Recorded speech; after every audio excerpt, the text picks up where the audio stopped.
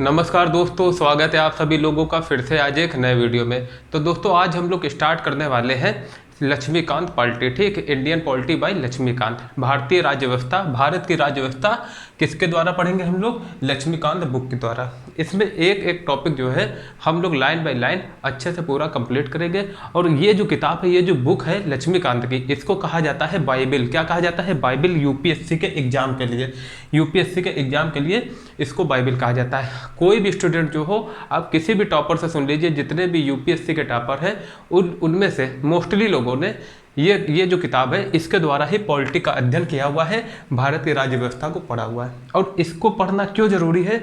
जब आप लोग इसको लाइन से पढ़ेंगे तो आपको समझ में आ जाएगा कि ये जो बुक है वो यूपीएससी का जो सिलेबस है, यूपीएससी जो मांग करती है, वो हम लोगों को उसी हिसाब से हम लोगों का जो माइंड है वो प्रोग्रेस करवाती है। ठीक, मतलब कि माइंड जो है वैसा ही बनाती है। भारत की राज्य व्यवस्था को लेकर जो हमारी समझ है यूपीएससी के अकॉर्डिंग ही विकसित करती है।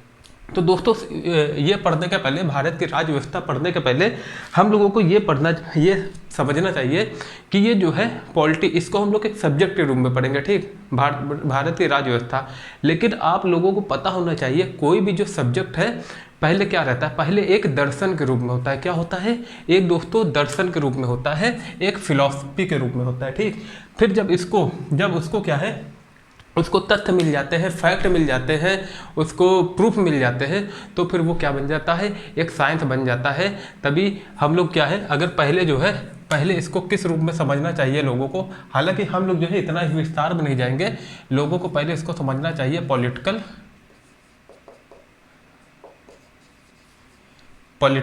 फिलॉसफी। ठीक, राजनीतिक दर्शन के रूप में,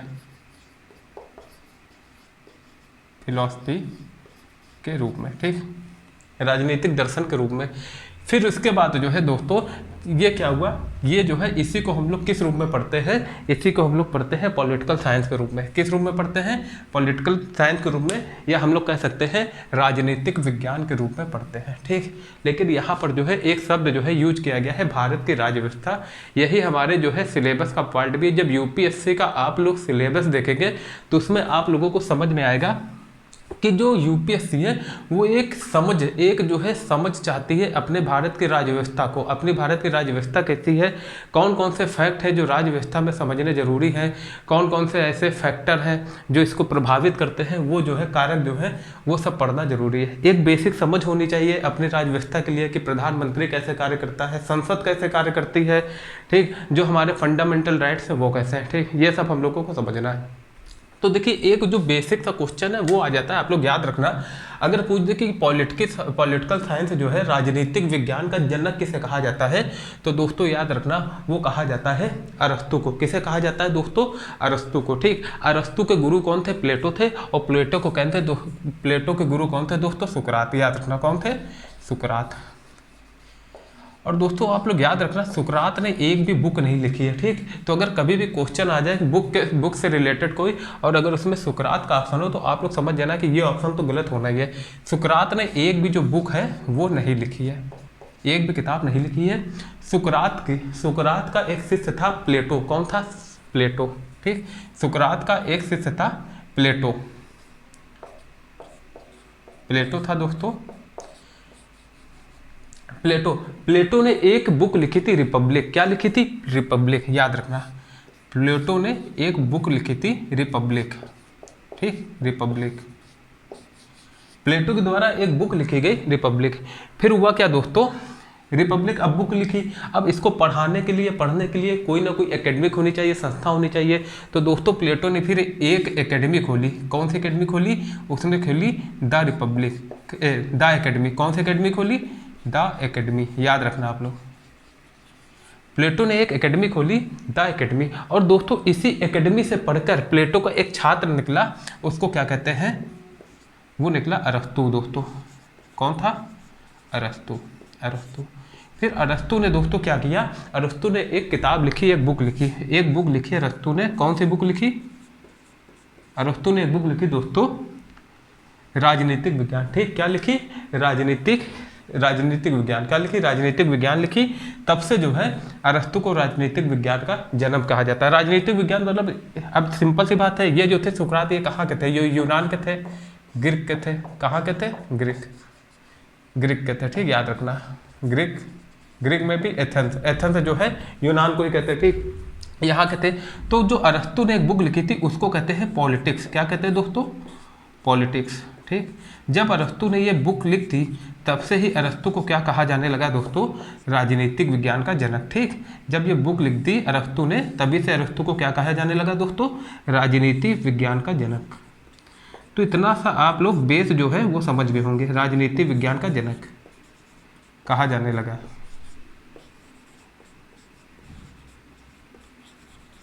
ठीक, समझ में आ गया आप लोगों को? राजनीतिक विज्ञान के जनक किसे कहा जाता है? अरस्तु को। अरस्तु के गुरु कौन थे? प्लेटो। देखिए इससे फैक्ट भी बनना, गुरु आ जाता है। अरस्तु के गुरु प्लेटो थे और प्लेटो के जो गुरु थे सुकरात। सुकरात ने बताया था कि राजा को कैसा होना चाहिए, ठीक, इसलिए सुकरात का नाम लेके आए। हालांकि अर्थशास्त्र में कौटिल्य ने भी बताया है कि राजनीति मतलब कि नेता कैसा होना चाहिए। अर्थशास्त्र में जो है वो राजनीति की बात ही ज़्यादा की गई है, ठीक है, राजनीति के बारे में बताया गया है। फिर उसके बाद जो दोस्तों याद रखना, एक और क्वेश्चन बन जाएगा यहीं से, हिस्ट्री का क्वेश्चन बन जाएगा कि अरस्तु का शिष्य कौन था? तो दोस्तों याद रखना अलेक्जेंडर तृतीय, या जिसको हम लोग कहते हैं सिकंदर। क्या कहते हैं दोस्तों?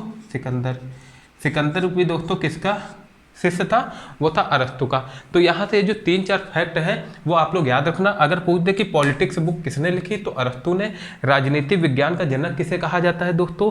तो वो किसे कहा जाता है? अरस्तु को। ये याद रखना। अरस्तु के गुरु कौन थे? प्लेटो ने एक बुक लिखी रिपब्लिक। प्लेटो की संस्था का नाम क्या था? The academy. वहीं से कौन निकला पढ़ के? अरस्तु, ठीक। और प्लेटो का गुरु कौन था? सुकरात ने एक भी बुक नहीं लिखी, ठीक। और ये सब कहाँ के थे? यूनान के, ठीक। समझ में आया आप लोगों को? अब दोस्तों हम लोग आ जाते हैं अपने टॉपिक पर, भारत की राज्य व्यवस्था। किस पर आते हैं दोस्तों? भारत की राज्य व्यवस्था। अब समझना दोस्तों, यहाँ पर देखिए 2 शब्द है, राज और व्यवस्था, ठीक। अगर हम ये दोनों शब्द को समझ ले तो थोड़ा बहुत समझ जाएंगे कि आखिर राज्य व्यवस्था का मतलब क्या है। तो भैया राज का मतलब होता है राज्य, स्टेट, ठीक। राज का मतलब क्या होता है? राज्य या स्टेट। अब देखिए राज्य किसे कहते हैं? राज्य किसे कहते हैं ये भी तो पता होना चाहिए। तो दोस्तों राज्य की परिभाषा को लेकर, डेफिनेशन को लेकर बहुत सारे अलग अलग मत जो थे लोगों में थे। तो इसकी एक कॉमन डेफिनेशन जो थी वो नहीं पता चल पा रही थी किसी को। तो होता क्या है दोस्तों, 1933 में, सन 1933 में जितने भी अलग अलग देश के लोग, अलग अलग देश के अध्यक्ष जो भी वहाँ के प्रमुख थे, उन लोगों ने क्या कि एक कन्वेंशन किया। कहाँ पर किया? वो किया मोंटेविडियो कन्वेंशन होता है। कौन सा दोस्तों होता है? मोंटेविडियो कन्वेंशन। एक दोस्तों कन्वेंशन होता है मोंटेविडियो कन्वेंशन, याद रखना आप लोग।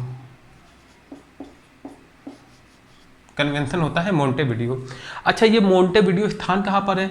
तो दोस्तों ये जो है ये उरुग्वे के अंदर एक स्थान, उरुग्वे देश है, वहीं के अंदर एक स्थान है मोंटेविडियो। और अच्छा एक क्वेश्चन आ जाएगा यहाँ, तो उरुग्वे जो है, उरुग्वे वो किस कॉन्टिनेंट का हिस्सा है? उरुग्वे देश। तो याद रखना दोस्तों ये है साउथ अमेरिका, या इसी को हिंदी में लिख लें, हम लोग हिंदी पढ़ रहे हैं, दक्षिण अमेरिका, ठीक। ये जो है दक्षिण अमेरिका महाद्वीप का एक देश है, याद रखना दोस्तों, ठीक। ये जो है दोस्तों दक्षिण अमेरिका महाद्वीप का एक देश है उरुग्वे। उरुग्वे में ही एक स्थान है मोंटेविडियो। और मोंटेविडियो कन्वेंशन कब होता है दोस्तों? सन 1933 में कन्वेंशन होता है मोंटेविडियो कन्वेंशन। यहाँ पर जो है एक आपसी सहमति बनती है राज्य की डेफिनेशन को लेके। तो देखिए दोस्तों यहाँ से जो है राज्य की डेफिनेशन जो है वो कैसे निकली, आप लोग समझिए अच्छे से। तो यहाँ से दोस्तों राज्य की डेफिनेशन दी गई कि ऐसा कोई भी क्षेत्र, मतलब कि ऐसा कोई भी देश जिसके पास क्या हो, देखिए देश मतलब वो राज्य कब बनेगा? जिसके पास भूभाग हो। क्या हो दोस्तों? भूभाग हो, लैंड हो। भैया भूभाग हो तो भूभाग में रहने के लिए कौन हो? जनसंख्या। ये तो पहला तो भूभाग हो गया। सेकंड जो सेकंड था फैक्टर क्या होना चाहिए, मतलब कि क्या होना चाहिए? सेकंड चीज वो होनी चाहिए दोस्तों जनसंख्या, ठीक, पॉपुलेशन। पहली बात तो लैंड होनी चाहिए, ठीक, लैंड होनी चाहिए। दूसरे नंबर पर होनी चाहिए पॉपुलेशन।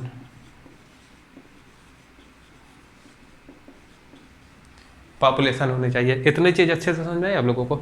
अब जो तीसरे नंबर पर आता है दोस्तों उसको कहते हैं सरकार। क्या होनी चाहिए? सरकार होनी चाहिए, जिसको हम लोग कहते हैं गवर्नमेंट। इंग्लिश में, ठीक। अब जो फोर्थ है, बस यही चार जो तत्व हैं वो राज्य के होने चाहिए, ये अनिवार्य है, मैंडेटरी है। इनमें से अगर एक भी चीज़ नहीं है तो उसको राज्य नहीं कह सकते, ठीक। एक मतलब कि स्वतंत्र राष्ट्र नहीं कहा जा सकता है। चौथी जो चीज़ है दोस्तों, ये सबसे इंपॉर्टेंट चीज़ है किसी स्वतंत्र राज्य के लिए, वो है संप्रभुता। क्या है दोस्तों? संप्रभुता, या इंग्लिश में इसको कहते हैं सोवर्निटी। क्या कहते हैं दोस्तों? सोवर्निटी, ठीक, सोवर्निटी कहते हैं। अब दोस्तों देखिए होता क्या है, अब इंडिया की अपने बात कर ले, ये जो चारों चीज़ें अपने इंडिया पर हम लोग क्या कर ले, अप्लाई करके देखें भारत पर। भारत देखिए, भारत के पास लैंड है भैया, लैंड है, सब कुछ है, पर्वत है, पहाड़ है, सब कुछ है, समुद्र है, सब कुछ है, भारत के पास लैंड है। तो ठीक, ये वाला जो है भारत के पास, ये जो है फुलफिल करती है कंडीशन। अब जो सेकंड कंडीशन है वो है जनसंख्या। जनसंख्या भैया इस समय तो विश्व की, मतलब विश्व, चाइना को पछाड़ के जो इंडिया है वो वर्ल्ड के नंबर 1 पॉपुलेशन वाला कंट्री बन गया है, पॉपुलेशन वाला, तो ये भी है। अब जो थर्ड बात आती है, तीसरी बात आती है दोस्तों, वो आती है सरकार की, गवर्नमेंट की। क्या गवर्नमेंट है? तो हाँ भैया, इसमें किसकी? एनडीए की गवर्नमेंट है, नेशनल डेमोक्रेटिक अलायंस की, ठीक, या जिसको हम लोग कहते हैं बीजेपी सरकार या मोदी जी की सरकार, ठीक, याद रखना। अब जो चौथी चीज़ है संप्रभुता। संप्रभुता है, अच्छा, संप्रभुता से आशय क्या होता है ये समझ लीजिए। संप्रभुता से मतलब है ऐसा कोई देश जो अपने आंतरिक और बाह्य निर्णय लेने के लिए स्वतंत्र हो। संप्रभुता की सिंपल सी परिभाषा होती है ऐसा क्षेत्र, मतलब कि देश, वही ऐसा देश जो अपने आंतरिक, मतलब या ऐसा कोई भी देश या संस्था है ना, उसको संप्रभु कहा जाएगा, जो अपने आंतरिक, अंदर के इंटरनल और एक्सटर्नल, मतलब कि आंतरिक और बाह्य निर्णय लेने के लिए स्वतंत्र हो, उसको क्या कहते हैं? सोवर्निटी, सोवर्निट कंट्री कहते हैं, या संप्रभु राष्ट्र कहते हैं। तो भारत क्या है? भारत जो है अपने निर्णय लेने के लिए स्वतंत्र है, मतलब कि कोई भी जो निर्णय है, भारत के ऊपर किसी भी चीज़ का दबाव नहीं है। इस चीज़ को हम लोग आगे अभी पढ़ेंगे, ठीक, जब हम लोग पढ़ेंगे प्रस्तावना पढ़ेंगे, आगे के जब प्रियम्बल पढ़ेंगे तो उसमें अच्छे से इसको देखेंगे। अब देखिए इतना आप लोग समझ गए। अब इसके पहले का देख लीजिए, जब इंडिया किसका गुलाम था, इंडिया किसकी कॉलोनी था? ब्रिटेन की। तब क्या ये चारों चीज़ थी? तब भैया भारत के पास भूभाग भी था, जनसंख्या भी थी, पॉपुलेशन भी थी, सरकार भी थी, लेकिन संप्रभुता जो थी वो नहीं थी। क्यों? क्योंकि भारत पर राज्य कर रहे थे ब्रिटिश, इसलिए तब हम लोग भारत को एक स्वतंत्र राष्ट्र नहीं कह सकते या राज्य नहीं कह सकते, ठीक। इतना समझ में आ गया आप लोगों को। अब देखिए दोस्तों, राज्य हम लोगों ने समझ लिया, अब व्यवस्था क्या होता है। अब भैया राज्य है, सब कुछ इतना है, तो यहाँ पर राज्य को चलाने के लिए कुछ व्यवस्था, मतलब कुछ व्यवस्था करनी पड़ेगी, ठीक, व्यवस्था। अब राज्य की व्यवस्था क्या होती है? मतलब कि व्यवस्था मतलब अगर जैसे कोई भी चीज़ है, आप लोग स्कूल पढ़े, जो कॉलेज जाते हैं, ठीक, आप लोग कॉलेज गए होंगे या अभी कुछ पढ़ रहे होंगे, जैसे अभी मान लीजिए सामने हम ही वीडियो बना रहे हैं, ठीक, तो वीडियो के लिए मेरे पास एक बोर्ड है, ठीक। अब हमको कैसे पढ़ाना है वो भी हम लोगों को समझना, क्या सब्जेक्ट पढ़ाना है, किस पर फोकस करना है ना, तो वो सब कुछ एक व्यवस्था के हिसाब से कुछ नियम बनाए जाते हैं। तो याद रखना, व्यवस्था जो है, राज्य की व्यवस्था को चलाने के लिए कुछ मौलिक नियम बनाए जाते हैं। क्या बनाए जाते हैं? कुछ मौलिक नियम बनाए जाते हैं, या कुछ फंडामेंटल जो है रूल बनाए जाते हैं, मौलिक नियम बनाए जाते हैं, ठीक। ये जो मौलिक नियम का समूह होता है, इसी को दोस्तों हम लोग कह देते हैं संविधान। क्या कह देते हैं? संविधान, क्योंकि हम लोगों को यही पढ़ना है, इंडियन कॉन्स्टिट्यूशन। तो यहाँ से निकल के आगे दोस्तों संविधान के डेफिनेशन आप लोगों को अब अच्छे से समझ में आ गया होगा, ठीक। क्या क्या देखिए जल्दी से रिवाइज कर लीजिए। सुकरात ने बताया कि राजा को, मतलब कि एक राजा को कैसा होना चाहिए या शासन कैसे करना चाहिए। फिर सुकरात के शिष्य थे प्लेटो, इन्होंने एक बुक लिखी रिपब्लिक। सुकरात ने एक भी बुक नहीं लिखी। फिर प्लेटो ने एक बुक लिखी दोस्तों, कौन सी? रिपब्लिक लिखी। अब फिर उसके बाद, अब भैया बुक, अब देखिए सिंपल से एक लॉजिकल बात समझिए। रिपब्लिक बुक लिखी, अब इसको पढ़ाने के लिए कोई एकेडमी खोलनी चाहिए, तो इसने क्या खोली? एक संस्था खोली अपनी, जिसका नाम था द अकेडमी। यहाँ से इसका एक शिष्य निकला पढ़ के, अरस्तु। अब इसने क्या किया? पॉलिटिक्स एक बुक लिख दी। जब इसने पॉलिटिक्स बुक लिख दी तो अरस्तु को कहे जाने लगा क्या? राजनीति विज्ञान का जनक। फिर अरस्तु का एक शिष्य था सिकंदर। ये एक फैक्ट था, हिस्ट्री के हिसाब से भी एक फैक्ट थे जो आपके क्वेश्चन में आ सकते हैं पेपर में। अब देखिए इसके बाद हम लोगों को स्टेट का पता कर, राज्य व्यवस्था पढ़ रहे हैं, तो राज्य किसे कहते हैं वो समझना था, वो भी हम लोगों ने समझ लिया। उरुग्वे है एक दक्षिण अमेरिका का देश है उरुग्वे, उसमें एक जगह है मोंटेविडियो। वहाँ पर एक 1933 को कन्वेंशन होता है, एक सम्मेलन होता है, जहाँ सभी देशों के राष्ट्राध्यक्ष या प्रमुख भाग लेते हैं। वहाँ से एक कॉमन सहमति बनती है, ठीक। उसमें उसमें राज्य की ये डेफिनेशन दी जाती है कि राज्य वही होगा जिसके पास भूभाग, जनसंख्या, सरकार और संप्रभुता, ये चारों तत्व होंगे। ये राज्य के ये चार तत्व होने अनिवार्य हैं। फिर हम लोगों ने ये समझ लिया कि अब राज्य की व्यवस्था को, अब सब कुछ है राज्य, फिर राज्य की व्यवस्था बनाए रखने के लिए कुछ मौलिक नियम बनाए जाते हैं। तो राज्य की व्यवस्था को चलाने हेतु कुछ जो मौलिक नियम बनाए जाते हैं उसी को क्या कहते हैं, संविधान। अब मौलिक नियम का मतलब क्या होता है, जैसे एक कोई रूल बना दिया गया, जैसे कि आर्टिकल 21। आर्टिकल 21 दोस्तों क्या है, यह है जीने का अधिकार, हम लोगों को फंडामेंटल राइट के तहत दिया गया है। अब जीने के अधिकार देखिए, ये एक अधिकार बना दिया। अब देखिए सुप्रीम कोर्ट ने इस अधिकार को काफ़ी डायनेमिक कर दिया है। ठीक, काफ़ी डायनेमिक कर दिया कैसे, क्योंकि अगर हम लोगों को भोजन नहीं मिल रहा है अच्छा, तो ये हमारे जीने के अधिकार का हनन हो रहा है। ठीक, बीमार होंगे तो लोग मर जाएंगे, तो जीने के अधिकार जो है इनडायरेक्टली जो है वो प्रभावित हो रहा है। खाना अच्छा, अच्छी शिक्षा, अच्छा स्वास्थ्य भी मिलना जरूरी है, अच्छी हवा मिलना जरूरी है। तो यही जो है, ये सब जो चीज़ें हैं मिलके मौलिक नियम जो है, एक मौलिक नियम बना देती है सरकार, फिर उसके इर्द गिर्द है जो और नियम जो है उससे रिलेटेड बनाए जाते हैं। तो इतना आप लोगों को अच्छे से समझ में आ गया हो गया। ठीक, अब देखिए अब आगे की बात करते हैं, है ना, इतना आप लोग नोट कर लीजिए, इतना आप लोग नोट कर लीजिए। ठीक दोस्तों, देखिए यहां तक समझ में आ गया कि राज्य व्यवस्था किसे कहते हैं, भारत की राज्य व्यवस्था। राज्य किसे कहते हैं, राज्य के लिए चार तत्व होना अनिवार्य है। पहला भूभाग, दूसरा क्या होता है, दूसरा जनसंख्या, ठीक, तीसरा क्या होता है दोस्तों, तीसरा सरकार, और चौथा होता है सोवर्निटी या संप्रभुता। संप्रभुता जो है वो किसी स्वतंत्र राष्ट्र के लिए बहुत जरूरी है। राज्य के लिए जो सबसे जो मेन तत्व है वो क्या है, वो दोस्तों है संप्रभुता ही। ठीक, संप्रभुता ही। अब देखिए ये चीज़ आप लोगों को अच्छे से समझ में आ गई होगी। अब अब हम लोगों को देखना है कि भारत में जो भारत की राज्य व्यवस्था है या जो भारत का संविधान है, इसका ऐतिहासिक आधार क्या रहा है। देखिए ये पढ़ना क्यों जरूरी है, ये इसलिए जरूरी है दोस्तों क्योंकि सिलेबस में यूपीएससी का आप लोग सिलेबस उठाना, इसमें साफ साफ एक लाइन लिखी गई है और सिलेबस के अकॉर्डिंग ही हम लोग पढ़ेंगे, ज़्यादा इधर उधर का कुछ नहीं पढ़ेंगे। ठीक, सिलेबस के अनुसार ही पढ़ेंगे। तो उसमें साफ साफ लिया गया है संविधान का ऐतिहासिक आधार, मतलब कि भारतीय संविधान का जो ऐतिहासिक आधार है वो क्या रहा है, बेस क्या रहा है। तो दोस्तों ये आधार चालू होता है कहाँ से, ये चालू होता है एक चार्टर मतलब कि एक 15 साल का एक चार्टर दिया जाता है। किसको, 15 साल के लिए एक चार्टर, मतलब कि एक अधिकार होता है जो चार्टर दिया जाता है किसके द्वारा, एलिजाबेथ, कहाँ की महारानी थी ये, ब्रिटेन की, याद रखना दोस्तों, ये ब्रिटेन की महारानी थी, ब्रिटेन की महारानी। ये क्या करती हैं, ये 15 साल का एक चार्टर देती हैं। चार्टर का मतलब होता है अधिकार, किसे देती हैं, ब्रिटेन में एक कंपनी बनाई जाती है, कौन सी, 1600 ईस्वी में एक कंपनी बनती है जिसको कहते हैं ब्रिटिश ईस्ट इंडिया कंपनी। ठीक, British east India company. East India company क्यों नाम रहता है इसको, क्योंकि वो जो दो लोग होते हैं, एक होता है जॉन वाट और दूसरा होता है जॉर्ज। ठीक, एक थे जॉन वाट और दूसरे थे जॉर्ज वाइट, याद रखना आप लोग। एक थे जॉन वाट जिन्होंने ये इस कंपनी का निर्माण, मतलब कि इस कंपनी को बनाया, कौन सी, ईस्ट इंडिया कंपनी। एक थे जॉन वाट, ये ज़्यादा फेमस नाम है, और एक थे क्या दोस्तों, एक थे जॉर्ज वाइट, याद रखना। इन दोनों ने मिलकर एक कंपनी बनाई जिसको हम लोग कहते हैं ब्रिटिश ईस्ट इंडिया कंपनी, याद रखना। ठीक, और सबसे पहले जो एक कंपनी थी वो थी एस्तादो द इंडिया। भारत में जो सबसे पहले यूरोपीय कंपनी को जो आई थी वो कौन सी थी, एस्तादो द इंडिया, जिसको पुर्तगाल ने बनाया था। और ये भी याद रखना सबसे पहले जो समुद्र के जरिए कौन सा यूरोपीय व्यक्ति आया था, वो था वास्को डी गामा। 1498 ईस्वी को आया था, और कहाँ से आया था, गुड ऑफ केप होप, मतलब कि केप ऑफ गुड होप से होकर आया था, जो कि अफ्रीका का दक्षिण वाला इलाका है।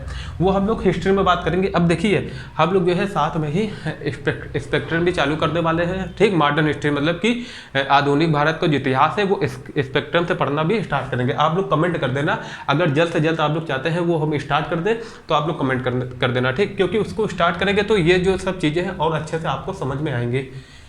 तो ये इतना समझ में आ गया, जॉन वाट और George white, British east India company जो थी, इन्होंने ये बनाई थी, कब बनाई थी, 1600 में। ठीक, 1600 में बनाई थी, याद रखना।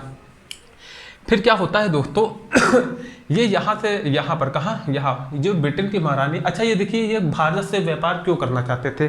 तो दोस्तों ये कहानी कुछ ऐसी है, हालांकि ये हिस्ट्री का पार्ट है लेकिन हम लोग समझ लेते हैं, क्योंकि आज हम लोग जो है इंट्रोडक्शन क्लास ले रहे हैं। किसकी? आज हम इंट्रोडक्शन क्लास ले रहे हैं इंडियन पॉलिटी की, तो सब कुछ समझ लेना जरूरी है। दोस्तों होता ये है कि अपना जो है ये प्यारा भारत देश है, ये मान लीजिए ये पूरा यहाँ पर क्या है, ये अफ्रीका है, यहाँ पर क्या है, यहाँ पर पहले क्या था, यूरोपीय लोग रहते थे, है ना। ये जो कुस्तुनतुनिया वाला इलाका है, यहाँ पर क्या थे, यहाँ पर यूरोपीय लोग रहते थे, ठीक, यूरोपीय लोग। और यूरोपीय लोग जो थे वहाँ पड़ती है सर्दी, तो वो लोग मीट के शौकीन होते हैं, और मीट के लिए उनको क्या चाहिए होती है, काली मिर्च। काली मिर्च जो है मीट का स्वाद बढ़ाती है वहाँ पर। तो दोस्तों भारत से काली मिर्च का काफ़ी मात्रा में जो भारत है, भारत से काली मिर्च का जो ज़्यादातर जो उत्पादन है वो कहाँ से होता था, यही था, मतलब ये स्थल मार्ग से जो था, मतलब कि उत्पादन तो होता था काली मिर्च में सबसे ज़्यादा, और इसका सबसे ज़्यादा व्यापार भी होता था काली मिर्च से, और कहाँ, इस साइड से होता था, यूरोपीय देशों में। तो क्या होता था दोस्तों, यहाँ से पहले क्या था, यहाँ पर इटली था। इटली जो था, देखिए दो चीज़ें यहाँ पर आएंगे, दो फैक्टर यहाँ पर काम करेंगे। एक तो यहाँ पर इटली था, तो क्या कर रहा था, इटली जो क्या करता था, भारत से, इटली जो एक देश है वो भारत से मसाले लेता था, मसाले, ठीक, काली मिर्च और भी जो मसाले होते हैं ये लेता था, और जो बाकी यूरोपीय देश हैं इनको महंगे दामों में बेचता था, हालांकि बहुत महंगे दामों में नहीं बेचता था। तो जो इटली था, है ना, इटली वो काफ़ी जो था वो काफ़ी अमीर होते चला जा रहा था, काफ़ी पैसे वाला, काफ़ी प्रॉस्पेरिटी से भरे जा रहा था, मतलब कि काफ़ी रिच होता जा रहा था, उसकी अर्थव्यवस्था जो थी काफ़ी अच्छी होते जा रही थी। और जो बाकी के जो यहाँ पर बाकी के जो लोग थे वो जलने लगे थे, उनमें एक ईर्ष्या होने लगी थी, जो बाकी देश के राजा थे, जैसे पुर्तगाल के लोग, ठीक, तो वो क्या कह रहे थे कि उनका कहना था कि किसी तरह कुछ ऐसा किया जाए, या तो हम भी डायरेक्ट व्यापार करने लगे भारत से, या फिर कोई एक समुद्री जो मार्ग है, हालांकि ये देखिए ये सबसे सिंपल मार्ग पड़ेगा ये वाला, ठीक। अब लेकिन यहाँ पर क्या था, इटली कर रहा था, तब भी तो चलो ठीक था, उन लोगों का काम चल रहा था। लेकिन अब हुआ यहाँ क्या दोस्तों, यहाँ पर एक ऑटोमन साम्राज्य था, उसने कर दिया यहाँ पर आक्रमण, ठीक, कुस्तुनतुनिया वाले इलाके में।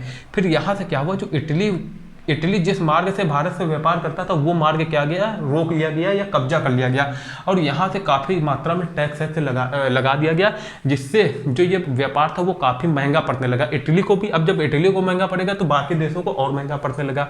अब एक तो यहाँ पर युद्ध हुआ था, तो जो जितने भी यहाँ पर विद्वान लोग थे वो कहाँ पर आ गए, इस वाले भाग में आ गए, यहाँ पर कहीं पर आ गए, ठीक, यहाँ पर यूरोप में कहीं आ गए। अब जब सारे विद्वान एक साथ मिलकर बैठे तो उनमें खिचड़ी पकनी चालू हुई, खिचड़ी पकनी, अब उनकी खिचड़ी उल्टी सीधी नहीं होगी, अच्छी खासी होगी। तो उन लोगों ने क्या किया दोस्तों, वहाँ से कंपास का इन्वेंशन किया या आविष्कार किया, किसका, कंपास का, ठीक। फिर यही जब कंपास का आविष्कार हुआ तो उन लोगों को दिशा का पता चला, मतलब कि दिशा के बारे में अच्छे से पता चला, ठीक।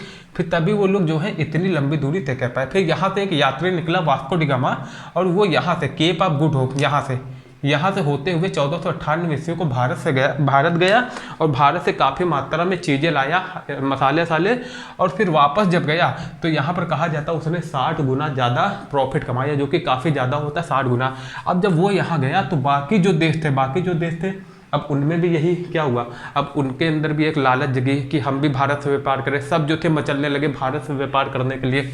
तो दोस्तों होता क्या है, वही फिर ये जो दो भाई हैं, मतलब कि ये जो दो लोग थे, जॉन वाट और जॉर्ज वाइट, इन्होंने क्या बनाया, ब्रिटिश ईस्ट इंडिया कंपनी को बनाया, और महारानी से, अपनी ब्रिटेन की महारानी से 15 साल का एक चार्टर लिया।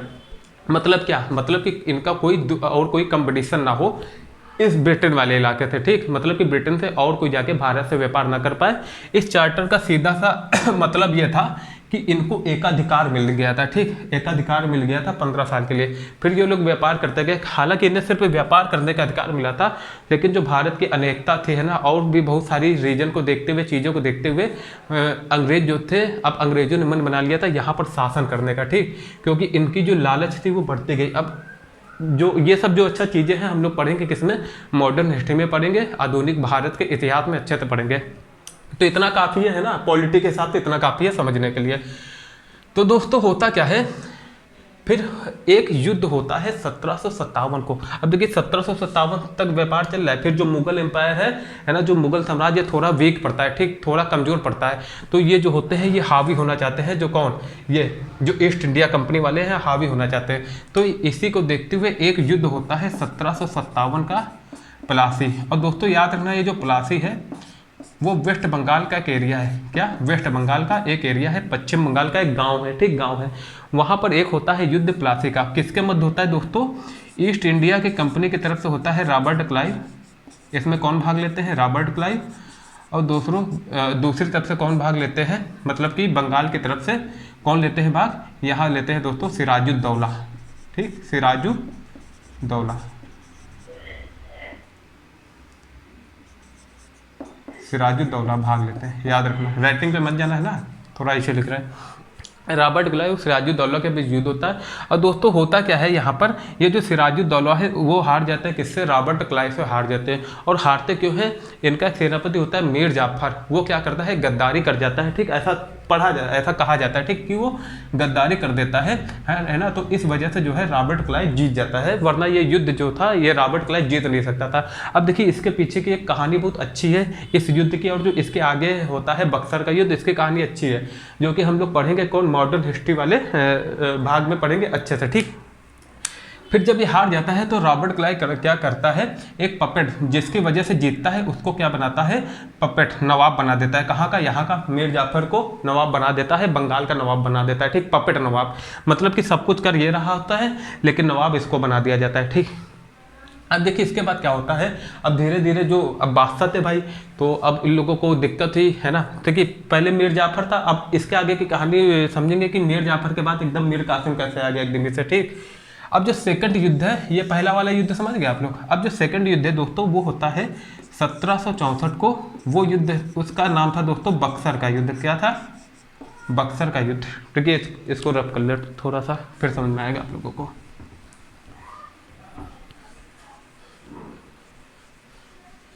फिर दोस्तों एक युद्ध होता है बक्सर का युद्ध। थोड़ा अच्छा लिख देना राइटिंग।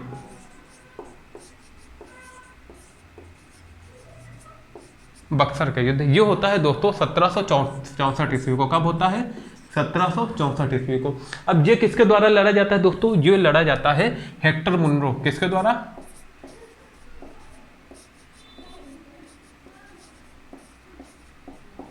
Hector Munro. मतलब कि ईस्ट इंडिया कंपनी की तरफ से, ब्रिटिश ईस्ट इंडिया कंपनी की तरफ से इसमें हेक्टर मुनरो लड़ते हैं, और इधर से एक संयुक्त सेना लड़ती है। याद रखना किसके? ज्वाइंट आर्मी, संयुक्त सेना। और उसमें कौन कौन होते हैं दोस्तों? उसमें होते हैं मुगल नवाब, मुगल एम्पायर। कौन थे? शाह आलम द्वितीय, ठीक।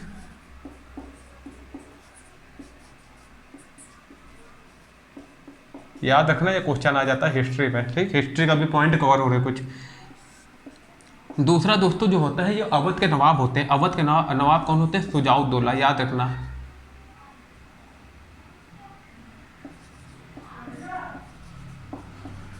शुजाउद्दौला। और जो तीसरा होता है वो होता है मीर कासिम, वही जो बंगाल का नवाब होता है। कौन? मीर कासिम, ठीक। अब मीर जाफर वाली जो बात है वो हम लोग मॉडर्न हिस्ट्री में कर लेंगे कि यहाँ पर मीर कासिम क्यों एकदम ही से, ठीक। इतना समझ में आया आप लोगों को? अब होता क्या है दोस्तों, ये युद्ध भी क्या होता है? ब्रिटिश ईस्ट इंडिया कंपनी जो है वो जीत जाती है। अब ये जो युद्ध हो जाता है निर्णायक युद्ध हो जाता है। यहीं से जो है इंडिया जो है कॉलोनी बनना स्टार्ट हो जाता है। किसकी? ब्रिटेन की, याद रखना। अब दोस्तों होता क्या है दोस्तों, अब ये हेक्टर मुनरो जीत गया, ठीक। हेक्टर मुनरो जो है ये जीत गया। अब होता क्या है, यहाँ से ही निकलती है इलाहाबाद की संधि। क्या होती है? इलाहाबाद की संधि होती है किसके द्वारा? यहीं पर इस युद्ध के बाद इलाहाबाद की संधि होती है। और यहाँ से क्या किया जाता है दोस्तों? दो अधिकार होते हैं, एक दीवानी एक निजामत। दीवानी मतलब कि पैसा वसूलने वाला अधिकार। जो दीवानी अधिकार है वो जो थी ईस्ट इंडिया कंपनी खुद रख लेती है, ठीक। और जो एक जो निजामत अधिकार होता है, निजामत, ठीक, वो जो है वो दे देती है किसको? नवाब बना दिया जाता है उसको दे देती है, ठीक। नवाब, बंगाल का नवाब बना दिया जाता है उसको दे देती है, ठीक, पपेट नवाब, ऐसे कुछ समय के लिए निजामत। अब होता क्या है यहाँ पर जो है अंग्रेज जो है, अब देखिए भैया सरकार कैसे चलेगी? जब सरकार के पास पैसा आएगा, शासन, ये तभी, निजामत का मतलब शासन करने वाला, ये शासन तभी तो कर पाएंगे जब इनको ये वाला भी अधिकार मिला हुआ, पैसा आएगा तभी तो अच्छे से शासन कर पाएंगे। तो होता क्या है दोस्तों, बंगाल में बहुत बुरी हालत हो जाती है क्योंकि पैसा सब इधर आ रहा था और शासन अच्छे से चल नहीं पा रहा था। तो यहाँ के जो नवाब होते हैं वो कहते हैं भैया हमसे शासन नहीं चल रहा है, हमें किसी तरह से हमसे शासन नहीं चल रहा है। ये जो है प्रक्रिया आपकी जो है मतलब कि काफ़ी गलत चल रही है ना। तो बंगाल का बहुत बुरा हाल हो जाता है, काफ़ी सूखा पड़ता है, अकाल पड़ता है, लोग त्राहिमाम त्राहिमाम करने लगते हैं, ये समझ लीजिए वहाँ पर मतलब कि काफ़ी दिक्कतें होने लगती है। ठीक, इतना समझ में आया। फिर भैया यहाँ पर क्या होता है, ठीक, इसके आगे की कहानी हम लोग समझेंगे मॉडर्न हिस्ट्री में समझेंगे। ठीक, हालांकि रफली समझ लीजिए, होता यह है कि यहाँ के लोग क्या करते हैं, ईस्ट इंडिया कंपनी वाले काफ़ी मात्रा में लोगों से घूस रिश्वत ये सब लेने लगते हैं। तभी जो है वहाँ पर क्या होती है, जो ब्रिटिश ईस्ट इंडिया कंपनी है वहाँ पर जो मतलब कि देखिए सब कुछ इनके पास था कंपनी के पास, फिर भी क्या कहते हैं ये 10-20 लाख पाउंड कुछ जो था, 10 लाख पाउंड कुछ ऐसा था है ना, वो ब्रिटेन मतलब कि ब्रिटेन सरकार से, ब्रिटेन की गवर्नमेंट से मांगते हैं। अब ब्रिटेन गवर्नमेंट सोचती है एक तो हमने इनको क्या दिया है, अधिकार दिया हुआ है, कोई दूसरा आ नहीं रहा है, फिर भी हमसे उल्टा ही पैसा मांग रहे हैं देने की जगह। तो तभी यहाँ तक क्या होता है, यहाँ पर क्या होता है दोस्तों, अब अच्छा देखिए ये जो अब भारत जो था वो किसके अधीन आना स्टार्ट हो गया था, किसके अधीन, ब्रिटिश सरकार के अधीन आ चुका था। ठीक, तो यहाँ पर क्या हुआ दोस्तों, यहाँ पर देखिए भूभाग आ गया भारत का। ठीक, हालांकि पूरा नहीं आया दक्षिण वाला, लेकिन भारत की बात कर रहे हैं वो है ना, कुछ भाग की बात कर रहे हैं। भूभाग जो था उनके पास आ गया, ब्रिटेन के पास। ठीक, पॉपुलेशन भी आ गई, ठीक, जनसंख्या भी है ना, जिन पर वो शासन कर रहे थे, ठीक, जिसको कॉलोनी बनाए थे अपनी या गुलाम एक हिसाब से। दूसरा सरकार भी ब्रिटेन की आ गई यहाँ पर। तीसरा सोवर्निटी, ठीक, सारे जो संप्रभुता क्या आ गई, सोवर्निटी जो थी वो किसकी आ गई, ब्रिटेन की। ठीक, सब कुछ ब्रिटेन ही करने लगा। अब दोस्तों हुआ क्या दोस्तों, याद रखना, संप्रभुता जो थी वो भी जो थी ब्रिटेन की थी। अब जब ये सब कुछ आ गया तब होता क्या है, अब इसको गवर्न करने के लिए कुछ नियम बनाने चाहिए। फिर यहाँ से जो था दोस्तों नियम बनने स्टार्ट हुए कंपनी। अब देखिए जो नियम बनते हैं, यहीं से पहला जो एक्ट था कौन सा आता है, सब कुछ नियमित करने के लिए ईस्ट इंडिया कंपनी को एक एक्ट आता है 1773 का रेगुलेटिंग एक्ट। ठीक, रेगुलेटिंग एक्ट। और दोस्तों याद रखना ये जो एक्ट थे नियम थे, क्वेश्चन आ जाता है, ये जो नियम थे ये कौन, ये ब्रिटिश ईस्ट इंडिया कंपनी नहीं बना रही थी, ये एक नियम बना रही थी सरकार। कहाँ से, ब्रिटिश एम्पायर के द्वारा बन रहे थे, ब्रिटेन सरकार के द्वारा बन रहे थे। ठीक, ब्रिटेन जो थी वो ये ब्रिटेन की जो सरकार, ब्रिटेन में जो सरकार थी वो इन नियमों को बना रही थी, और जो यहाँ पर ईस्ट इंडिया कंपनी थी वो इनको लागू कर रही थी। ठीक, तो अगर क्वेश्चन आ जाए कि ये नियम कौन बना रहे थे, जितने भी थे वो बना रहे थे कौन, वो बना रहे थे ब्रिटेन की सरकार के द्वारा बन रहे थे। अब अच्छा देखिए होता क्या है दोस्तों, अब जो हम लोग लक्ष्मीकांत की पॉलिटी आगे पढ़ेंगे उसमें क्या बताया गया है, ये तो थी हम लोगों की लक्ष्मीकांत की पॉलिटी में। आगे हम लोगों को दो चीज पढ़ना है, एक पढ़ना है दोस्तों कंपनी का शासन, ठीक, एक पढ़ना है दोस्तों कंपनी का शासन, और दूसरा पढ़ना है ताज का शासन। ठीक, ताज का शासन जो कि हम लोग कल से स्टार्ट करेंगे और काफ़ी अच्छे से इसको पढ़ेंगे। ठीक, काफ़ी अच्छे से पढ़ेंगे। ठीक, अब हमसे पढ़ेंगे ना आप लोग, मतलब कि अगर अच्छे से पढ़ेंगे, इस चैनल को फॉलो करेंगे, तो आप जो एग्जाम यूपीएससी जिस हिसाब से क्वेश्चन बनाता है ना, वो डायरेक्ट क्वेश्चन नहीं देता, घुमा के देता है या अंदर से या कुछ लिंक करके देता है, तो आप सब लोग अच्छे से कर पाएंगे उस चीज़ को। ठीक, उस क्वेश्चन को अच्छे से हल कर पाएंगे। तो इस चैनल से आप लोग अच्छे से बने रहना। अगर आपको ये जो है क्लास अच्छे से समझ में आई हो तो चैनल को सब्सक्राइब कर देना, लाइक कर देना, है ना, और कमेंट करना कि स्पेक्ट्रम जो है ना हिंदी में, देखिए ये चैनल जो है हिंदी में ही चलेगा पूरा, तो कमेंट कर देना कि जो स्पेक्ट्रम है आधुनिक भारत का इतिहास, ठीक, मॉडर्न हिस्ट्री ऑफ इंडिया है, वो भी स्टार्ट कर दी जाए। अगर आप लोग कमेंट करते हैं तो इसको भी हम कल या परसों से स्टार्ट कर देंगे। ठीक, कर देंगे। तो जो 3-4 सब्जेक्ट है वो एक साथ हम पढ़ाने लगेंगे, जिससे कि आप लोगों का सिलेबस जल्दी से जल्दी कवर हो जाए पूरा। ठीक, जो यूपीएससी से रिलेटेड है। तो दोस्तों कल हम लोग पढ़ेंगे कंपनी का शासन, फिर उसके बाद हम लोग पढ़ेंगे ताज का शासन। तो ये जो है हम लोग क्या करेंगे काम, इतना काम अब कल से स्टार्ट होगा सीधा। आप लोगों को बने रहना है, चैनल को लाइक कर देना, सब्सक्राइब कर देना और शेयर कर देना। ठीक, जिससे कि हमारी रिच बढ़ेगी तो हमको मोटिवेशन मिलेगा। ठीक, रिच बढ़ेगा। और जो देखिए, और जो मतलब कि ये जो अभी जो हम कैसे पढ़ा रहे हैं, अभी जितना भी हमारे पास व्यवस्था उस हिसाब से पढ़ा रहे हैं, फिर थोड़ा मोटिवेशन मिलेगा, लगेगा कि हाँ हम सही दिशा में जा रहे हैं या आप लोगों के काम आ रहे हैं। तो क्या करेंगे हम लोग, थोड़ा इस पर और इन्वेस्ट करेंगे, डिजिटल बोर्ड लगाएंगे, आप लोगों को और अच्छे से पढ़ाएंगे, तो आप लोगों को मजा आएगी। और सब फ्री ऑफ कॉस्ट ही रहेगा, है ना, कोई सब मतलब जितनी भी क्लासें रहेंगी फ्री ऑफ कॉस्ट रहेंगी, तो आप लोगों को कोई भी दिक्कत नहीं होगी। आराम से जब तक आप लोगों का एग्जाम होगा यूपीएससी पीसीएस का, आप लोग काफ़ी कुछ गेन कर चुके होंगे इस चैनल चैनल के माध्यम से। तो आज के लिए दोस्तों इतना ही, कल फिर मिलेंगे। कंपनी का शासन, आज का शासन ये अच्छे से पढ़ना है। तब तक के लिए आप लोग क्या करना, जो भी आज पढ़ाया है इसको रिविजन कर लेना, ठीक। तो थैंक यू सो मच दोस्तों, अच्छे से पढ़ते रहिए। और ये जो एग्जाम है काफ़ी एग्जाम अच्छा है। अब इस चैनल से आप अगर जुड़े रहेंगे ना, तो जो छोटे मोटे एग्जाम है ना वो आपके ऐसे ही निकल जाएंगे, ठीक। बस आपको जुड़े रहना है, बने रहना है। तो तब तक के लिए दोस्तों आप लोग अच्छे से पढ़ते रहिए। और देखिए ज्योग्राफी की जो एनसीईआरटी है क्लास 6 से, उसके वीडियो हमने इसमें डाल रखे हैं। 3 टॉपिक कवर कर चुके हैं। पहला जो था पहला सौरमंडल में पृथ्वी, उसमें भी हमने काफ़ी चीज़ें जो एनसीईआरटी में नहीं थी वो भी उसमें कवर कर रखी है, ठीक। सेकंड चैप्टर ग्लोब, अक्षांश एवं दशांतर, ठीक, लैटिट्यूड और लॉन्गिट्यूड। और एक चैप्टर आज अभी डाला है, वो है दोस्तों क्या, वो भी हम लोग वो आप लोग पढ़ना जाके, वो भी डाल रखा है जो थर्ड चैप्टर है, ठीक। आज हमने क्या पढ़ाया है दोस्तों, पृथ्वी की गतियाँ, ठीक, motions of the earth, motions of the earth पढ़ाया है, ठीक। क्या पढ़ाया है उसमें, मोशंस ऑफ द अर्थ या पृथ्वी की गतियाँ, ठीक। ये सब आप लोग जो है अच्छे से पढ़ लेना जाके। क्यों पढ़ लेना भी, क्योंकि हम नहीं चाहते कि आपके ऊपर एकदम से बोझ पड़े और जब एग्जाम नज़दीक है तब आप लोग चीज़ें करें, है ना। अभी से आप लोग पढ़ेंगे तो ज़्यादा बेटर रहेगा आपके लिए।